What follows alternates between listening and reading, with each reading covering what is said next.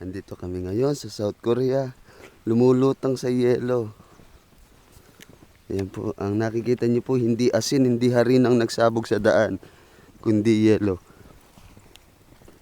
Ganito ang buhay po namin pagka nag-i-snow. Madulas ang daan. Malamig ang buong paligid, pati ang factory at bahay. Kaya, kayong mga may kapamilya na nagtatrabaho kung saan man sa bansang umuulan ng niebe, magtipid kayo sa mga pinadadala sa inyong remittance dahil ganito kahirap ang aming tinitiis. Ito ang aking asawa. Nakita nyo naman, balot na balot. Umuulan po dito ng iyelo. Napakakapal po ng iyelo ngayon. Sobra.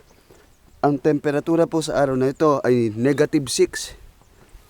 Sobrang lamig. O naman. Ah, O, ito ang aking asawang gwapong-gwapo. huwag naman ganun. Naku po, napakalamig po ngayon dito. Umuulan ng Sa South niebe. Korea.